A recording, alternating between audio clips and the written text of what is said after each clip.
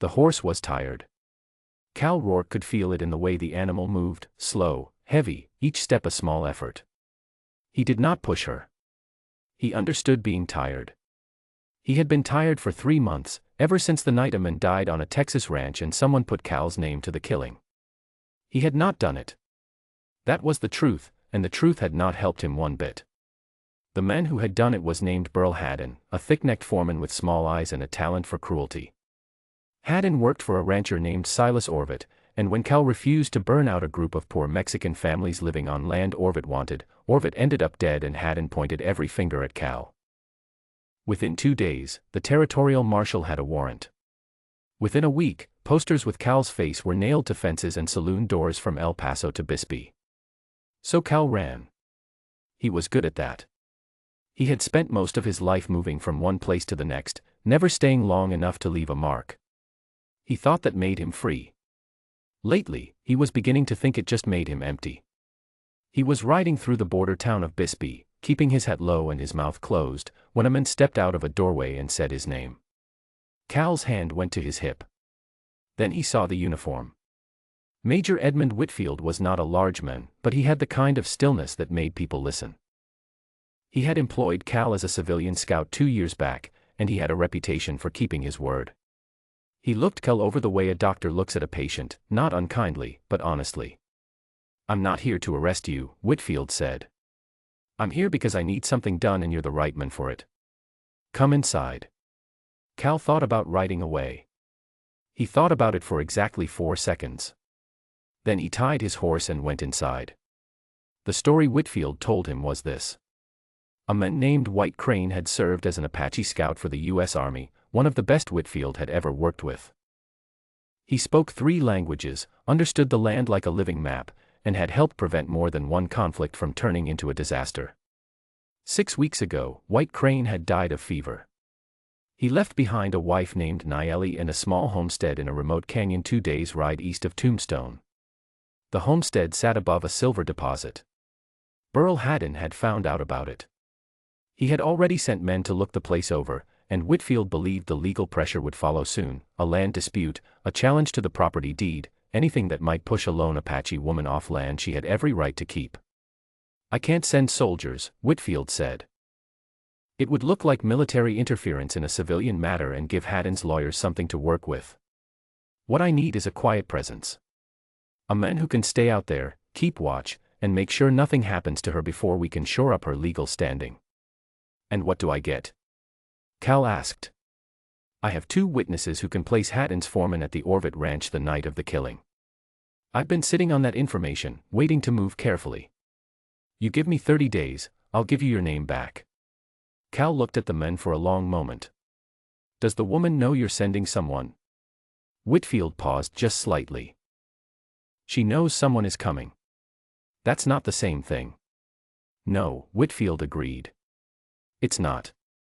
The canyon was beautiful in a way that felt almost unkind, tall red walls that turned amber in the afternoon light, a thin creek that moved quietly along the floor, a sky so blue and wide it seemed to belong to a different world than the dusty trail that had brought Cal there.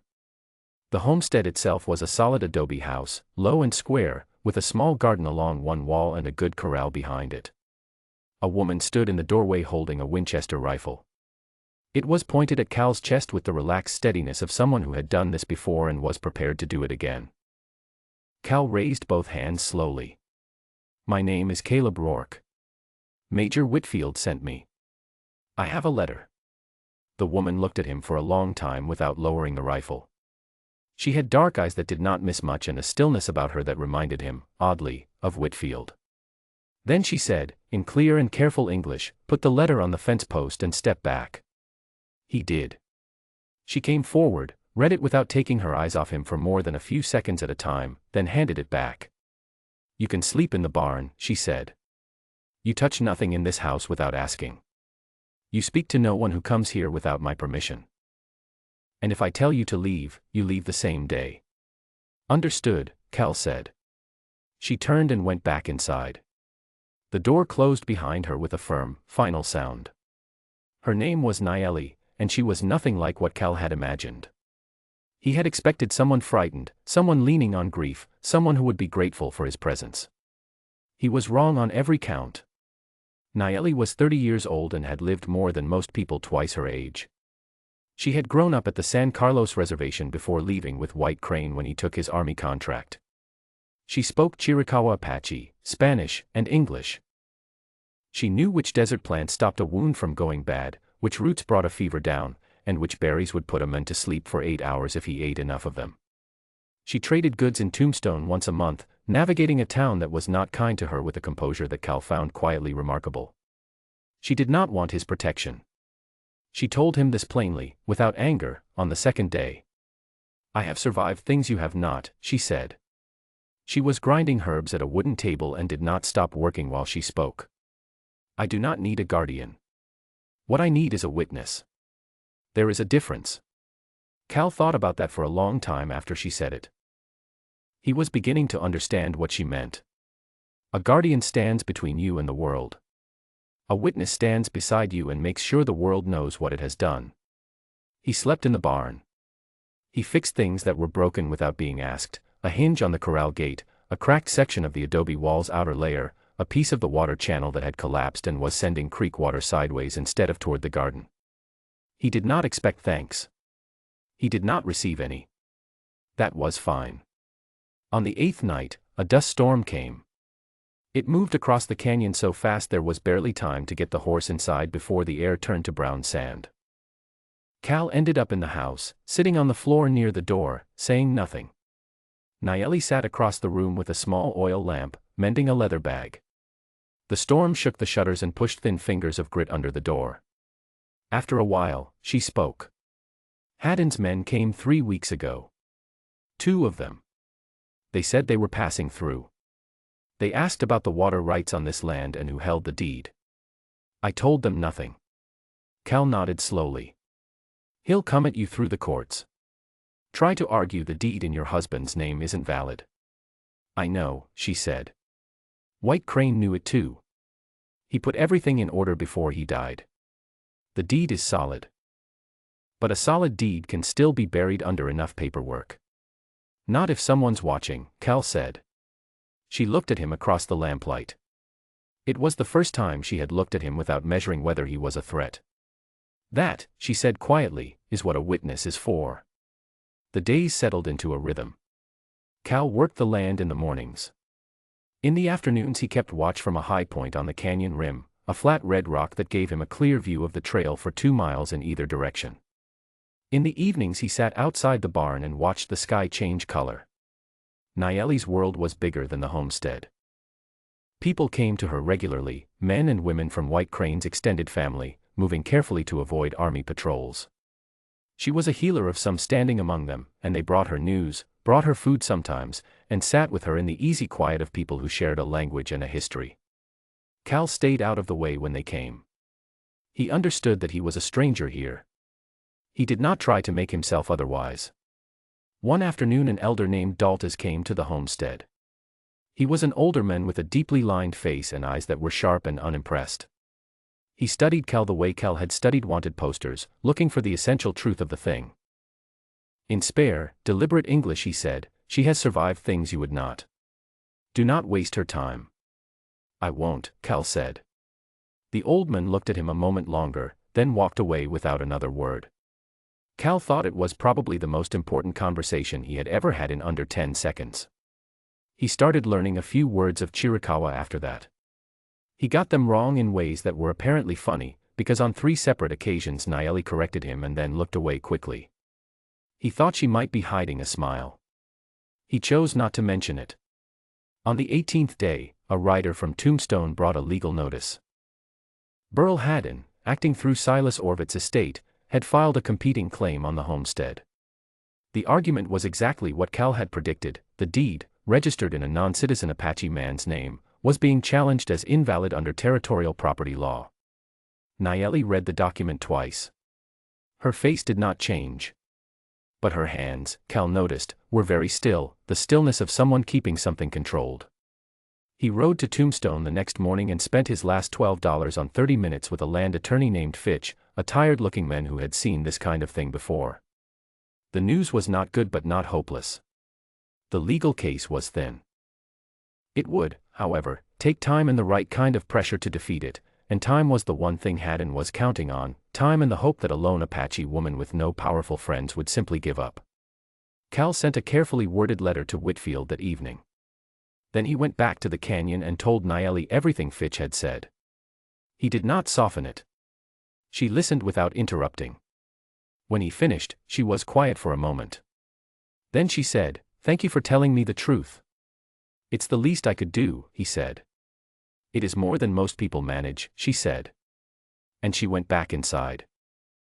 On the 22nd day, 3 riders appeared at the canyon entrance in the late afternoon. Cal was on the rim and saw them coming. He came down fast.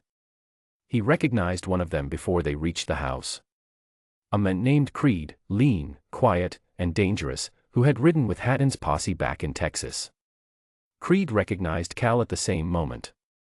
Something passed between them that was not quite surprise and not quite a greeting. The 3 men said they were passing through and wanted to water their horses. Nayeli stood in the doorway and said nothing. Cal stepped into the yard. "Creek's half a mile south," Cal said. "You can water them there." Creed looked at the house. He looked at Nayeli. He looked at Cal with the flat, unhurried expression of a man filing information away for later. Then he turned his horse and the 3 of them rode south. They did not come back. But the message was clear. Haddon now knew where Cal was. The clock had moved. That night Cal sat outside long after the canyon went dark. After a while the door opened and Nayeli came out and sat on the low stone wall nearby. Neither of them spoke for some time. Then Cal told her everything.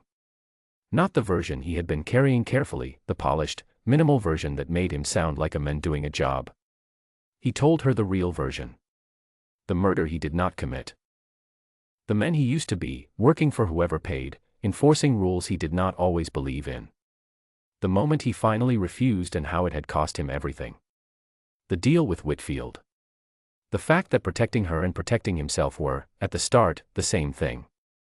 He did not look at her while he spoke. He watched the dark. When he finished, she was quiet for a long time. The creek moved in the dark below them. "You told me I needed a witness," she said finally. "Now you have one too." He looked at her then. She was not looking at him with pity. She was looking at him the way she looked at everything, clearly, without flinching. "I suppose I do," he said. 6 days later, on the 28th evening, they were sitting outside together watching the moon come up. It was a late desert moon, enormous and low, and it turned the canyon walls to pale silver. Nayeli was sitting quietly and then, softly, she began to sing. It was a morning song. Cal could not understand the words but he understood what it was. After a while she stopped. "I don't know how to stop missing him," she said, "and also make room for something new. I have been trying to work out if those 2 things can exist at the same time." Cal thought carefully before he spoke. "I think grief doesn't leave," he said. "I think you just build more house around it. So it's still there, but it's not the only room." She looked at him with an expression he could not quite read. "Where did you learn that?" "I didn't," he said. "I just said it." She was quiet again. Then she said, "I think that is true." He reached over slowly and put his hand over hers where it rested on the stone wall. She looked down at their hands. Then she turned hers over so that their palms were together, and she held on. They sat like that for a long time, not speaking, while the moon moved up the sky and the canyon filled with silver light. The 29th day brought Burl Haddon. He arrived with a territorial marshal and a writ of possession. The marshal was a square-built, methodical man named Holt who did not look like he enjoyed this particular errand but was committed to doing his job. Haddon stood just behind him with the pleased expression of a man who had arranged things exactly as he wanted. When Cal stepped out of the house beside Nayeli, Haddon's expression changed. A small, cold satisfaction replaced the surprise. He had Cal standing in front of a marshal while a wanted poster with Cal's face existed somewhere in the marshal's saddlebag. It was, Cal had to admit, a very clean trap. Marshal Holt was reading from the writ when a rider came up the canyon trail at a hard gallop. An Army dispatch rider, young, red-faced from the ride, carrying a sealed letter with a military stamp. The letter was for Marshal Holt. Holt read it slowly. He read it again. It contained sworn statements from 2 witnesses, a Mexican homesteader and a Tombstone shopkeeper, placing Haddon's foreman at the Orville Ranch on the night of the killing. It contained a formal request from Major Whitfield that the marshal delay any civil proceedings pending a criminal investigation. And it contained, in Whitfield's careful handwriting, a note that the warrant for Caleb Rourke was being reviewed on the basis of new evidence. Holt folded the letter. He looked at Haddon for a long moment. Then he placed his hand on Haddon's arm. "I think," the marshal said quietly, "you and I need to have a different conversation." Haddon's face went through several things in a short period of time. Cal watched it happen. It was not satisfying in the way he had imagined it would be. It was just the truth arriving, the way truth eventually does, regardless of how long it has been delayed. The land hearing took place in Tombstone 31 days later. Nayeli stood before the territorial court without assistance and without apology. She brought White Crane's deed, his Army service records, and a letter from Major Whitfield describing White Crane's contributions and his legal standing under Army contract. She spoke clearly and without rushing. She had prepared every word. Cal sat 3 rows back in the courtroom. Not beside her, she had not asked him to sit beside her. She had not needed to. He was there, and she knew it, and that was the whole point of a witness. The judge ruled in her favor. The homestead was hers. Burl Haddon was indicted 6 weeks later. The foreman confessed. The charges against Cal were formally dropped before the end of the year. Cal did not leave when his 30 days were up. He told himself he was waiting for the legal matter to resolve. Then he told himself he was making sure the homestead was secure through winter. These were true things, but they were not the real reason, and he was honest enough with himself to know it. He stayed because of the canyon. Because of the way mornings arrived there quietly, the light coming down the red walls in long slow lines. Because of the work, which was hard and honest and left him tired in a way that felt like rest. Because of Nayeli, who never pretended to be anything other than exactly what she was, and who had somehow, without either of them planning it, become the clearest thing in his life. What grew between them grew slowly, the way most true things do. There was no single day it changed. There was just, gradually, less distance between them. Shared meals. Shared silences. A hand reached for in the dark. A voice heard in the morning and felt as a kind of relief. The spring after Haddon's indictment, Daltas and the elder women of White Crane's family came to the canyon at dawn. They held a ceremony on the red earth at the canyon's edge, facing east. It was not a courthouse ceremony. There were no official papers. But there was fire and song and the blessing of people who had known Nayeli her whole life, and it was recognized by everyone who mattered. Cal stood in the firelight and listened to words he could not fully understand, and he felt, for the first time in his life, that he was exactly where he was supposed to be. He spent the rest of his days on that homestead. He learned enough Chiricahua Apache to pray in it, though Nayeli told him his accent never fully improved. He worked the land and raised horses and became, by slow degrees, someone who belonged to a place and a person and a life he had never expected to find. Nayeli outlived him by 9 years. She was buried beside him on the canyon ridge, both of them facing east, where the light comes first. A newspaper correspondent named Agnes Bell interviewed Nayeli in 1891, 10 years after they had first met. Agnes asked her how she would describe the story of Cal Rourke arriving at her door. Nayeli thought about it for a moment. Then she said, "He came to protect me. He ended up staying because I was the first person who ever asked him to be honest instead of useful. He was not a perfect man. But he was a true one. That is harder to find and worth more when you have it." Agnes Bell wrote those words down carefully. Then she wrote one more line at the bottom of her notes, for herself, not for the paper. She did not describe it as a love story. She described it as a true one. I believe that is the higher compliment.